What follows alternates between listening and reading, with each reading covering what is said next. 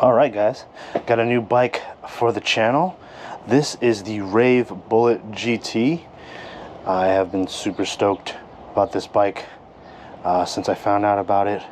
I think it was on Instagram actually, and the design itself, it just looks very, very unique. You know, comparable to like the Super 73 RXs, the Ride 1-Ups, even the C3 Strom. So yeah, let's get to unboxing this thing. 3 amp charger, not too bad. This looks really sick actually. I like the design with the whole cage enclosure here. Got these nice pedals here, hex tool looking thingy. This looks like it could be a bracket for the rear light.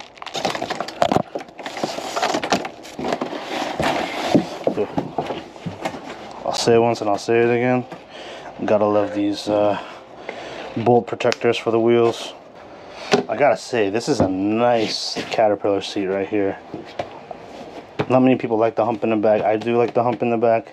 I think provides like some like lower back support a little bit when sitting on it for like long periods of time. So yeah, man, let's get this thing out. Woo. All right. BMX style handlebars, nice touch for this bike.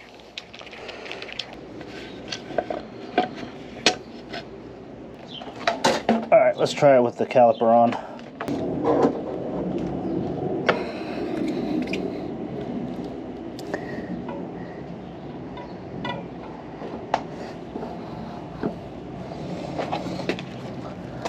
There we go. Nice and clean.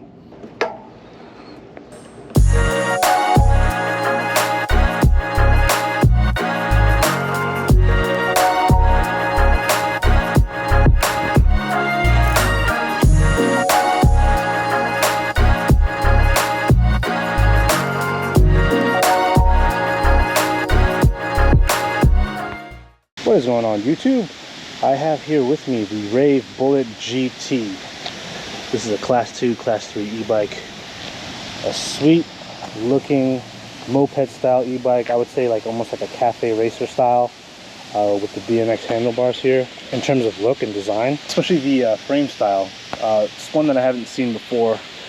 Sort of similar to, I guess you would say, the Ride 1-Up or the C3 Strom. I always use those as comparisons because they're sort of in that like mid-tier Class 2, Class 3 e-bike. Now, this model that I have here with me is actually the one with the single battery. You can actually get one with an extra battery, almost like a range extender. And it kind of goes right under this frame part right here, underneath the down tube. And it's about, I think, 8 amp hours. So you'll have like a total of 28 amp hours. So not too bad, actually. In terms of range, you know, you're going to be getting pretty good numbers, considering that this uses Samsung 21700 cells, and the discharge rate is actually really good on this. Also, the bike comes with this moto style headlight. We got front fenders, back fenders, also coupled with the BFT off-road tires. I wouldn't say these are off-road, these are more so like dual sport, I guess. Well, actually, these would be considered, I guess, light off-road. You got a little bit of knobbies here. Of course, the 20x4 tires. The only thing is, I'm not a big fan of these. I've seen them on other e-bikes before, and these puncture pretty easily.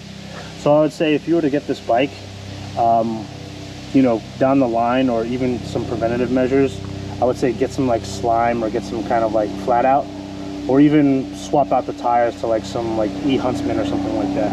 Any kind of like little splinter or little like wood fragment will definitely pierce this. One thing also that attracted me about the Bullet GT is the swing arm. The GT comes with a front and rear suspension, but the highlight of this is definitely this like vertical swing arm here. I really like the design here. Gives it sort of like a nice sort of like clean look. you know, and the spring itself is actually really nice. I was riding over some bumps and some potholes with it. no issues at all. But it just feels really solid in the back. And then with the front suspension here, you have the lockout and also the variable adjuster here, so you can, you know, adjust how much rebound you want from the bike. The moto style seat is actually pretty comfortable. I know a lot of people don't like the hump in the back, but I kind of do. I mean, it's good for like long rides, especially like in the lower back region. As we bring ourselves over here, we got the dashboard here, got the little LCD display over here that gives you your modes, your miles per hour. We got 3 pedal assist modes, and the Bullet GT tops out at 28 miles an hour, and that is with the unlock speedometer. So there is no limiter on this. We have this maxed out 28 miles per hour. Shimano, the 7-speed shifter, along with the thumb throttle here. Me, I'm not really a fan of thumb throttles. I know people that do, like, have Super 73s, you know, other e-bikes for that matter, they do have the thumb throttle, but I do prefer half twist. But that's an easy swappable mod if you want to do it yourself. And this actually comes with NUTT brakes. These are hydraulic brakes, and they are pretty hefty. These stop right on a dime, especially when you have like both engaged. Super nice brakes, and these actually only use 160 millimeter rotors. This is cadence censored, so once you hit a certain miles per hour, it sort of just ghost pedals. But I mean, between, I would say, 10 to 20 miles an hour, you start to feel a slight resistance, but after that, once you get past 20 miles an hour, you're just pretty much coasting. If I didn't mention this before, this runs on a 48 volt system with a Bafang 750 watt motor in the back. Pretty powerful motor.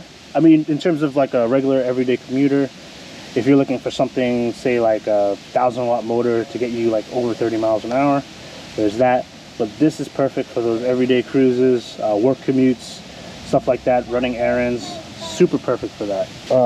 One of the things that RAEV is going to be doing, I think, is going to be adding sort of like a rear rack here, which I don't know if it will replace the seat, but I see these sort of screw mounts here that will allow some sort of like utility rack in the back. So if you're the type that like carries groceries and stuff like that, or if you're doing like Uber Eats, this is actually a perfect bike for that. You have these screw mounts here, and then I think over here, I'm not sure what they plan to do with the center console here, but it might act as like sort of like a tank bag or something like that they're gonna be implementing in this section. But I'm kind of curious to see how this gets put forth. Anyways, guys, enough talking. You know how this channel is. We like to get to riding, so let's take the Bullet GT out for a quick spin and show you guys how it is. What is up, gang? We are on the RAEV Bullet GT, taking it out for a spin to one of our local parks, actually. The good thing about being in Staten Island is we're surrounded by a lot of local parks, bike paths. So right now I got the bike on mode 3, the highest mode. 3 modes in total for pedal assist. Also got the Shimano 7-speed shifter. It's very smooth. I would say first impressions off the bat, it's a very smooth takeoff. The Bafang motor, the 750 watt motor, is actually pretty nice. Not too jumpy or anything like that. I don't have a bell on this bike. I will say this too, another thing, first impressions, the suspension is really nice. This road that we're on right now is very bumpy in terms of like potholes and stuff like that. So this is a good test of the front and rear suspension.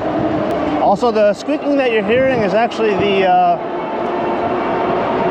type of compound that the brake pads, the stock brake pads come with, and they're making that squeaking sound. But overall, Oh, the bike feels really good. Let's see, I'm engaging both brakes.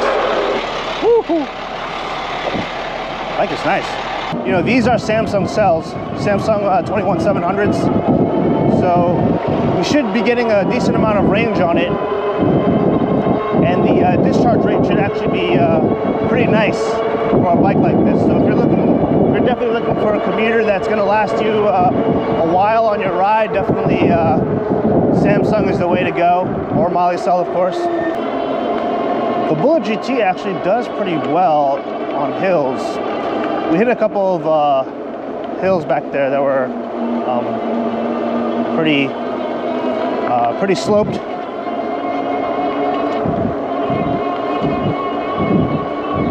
But I think going up hills is about 15 miles an hour, which is not too bad.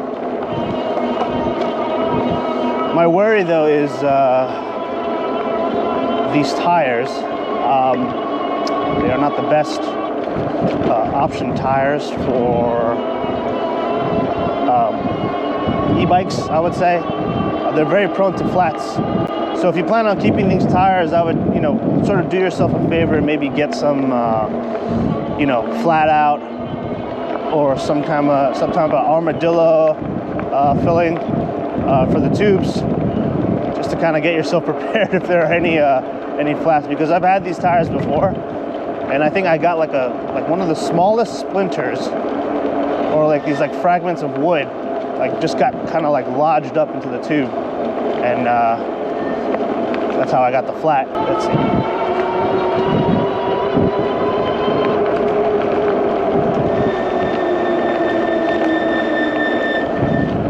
Yeah, these are the wood fragments that I'm worried about here. So I'm gonna try to stay as close to the center as I can without bothering anybody. See if I can get a straightaway here. I'm gonna go ahead and cycle through the modes here. So let's go on pedal assist 1 and just see what the max speed we can get. All right, this is gonna be up a hill, so let's see. Okay. On pedal assist 1, let's see, it gets us about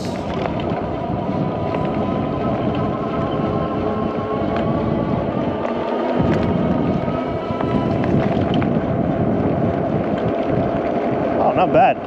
15 miles an hour, pedal assist 1. Pretty solid. All right, here we go. Pedal assist 2.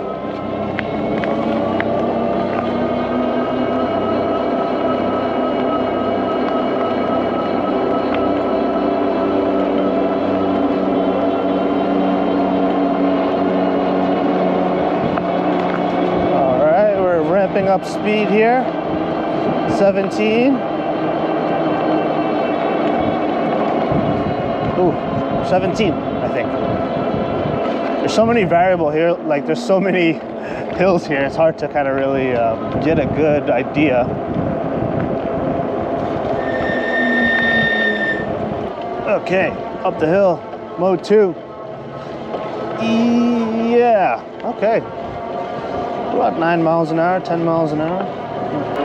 Mode 2 is a really nice medium, actually. If you're in the city or any type of urban environment and you're not trying to blast through traffic, Mode 2 is definitely a good option. All right, let's flip it to Mode 3. We're gonna pedal up this hill here.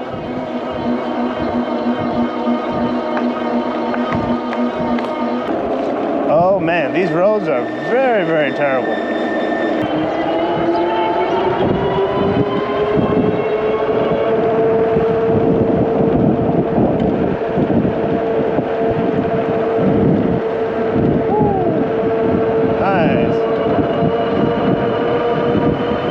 Cranking it right now. Going about 27 miles an hour.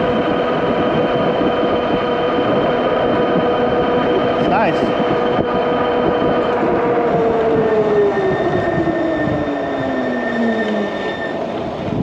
If you are planning to use this as a project bike, I do see the potential in it.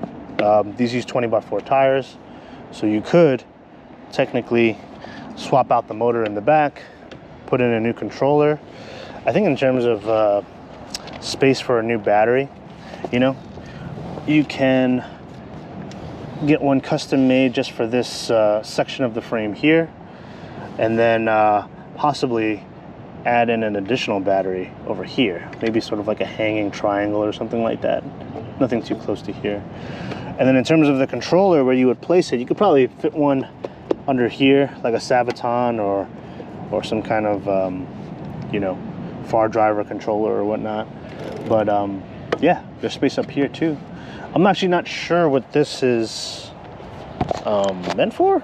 I guess this is for like future mounts.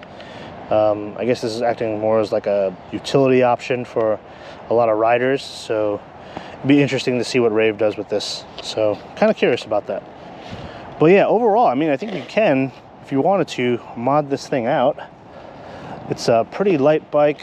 I forget what type of aluminum it is, but you know, I mean, swapping out the motor, it has pretty decent suspension. Coil's nice. Swing arm is also nice too. This vertical swing arm I actually really like. I'm going over bumps, I barely feel a lot of the hills and some of the potholes, so it's actually nice to see that put into a bike like this. But yeah, I could see some mod potential with this.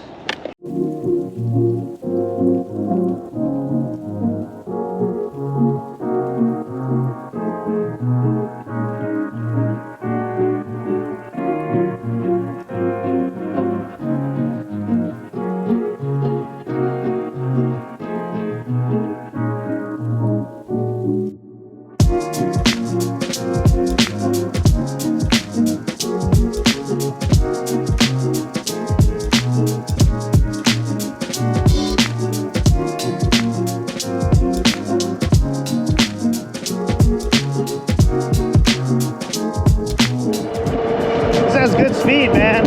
Can't complain. Especially with the summer 150 watt motor, it's pretty solid.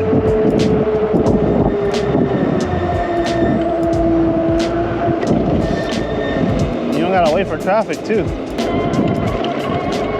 Anyways, guys, hope you enjoyed this review. I really like the bike. I would highly recommend it for anyone that's a daily commuter or anyone that is doing any type of food, Uber Eats. Definitely a nice bike for that. Considering the cells, the Samsung cells that they do put in here, you're gonna get range for days. I wouldn't say for days, but I mean for hours.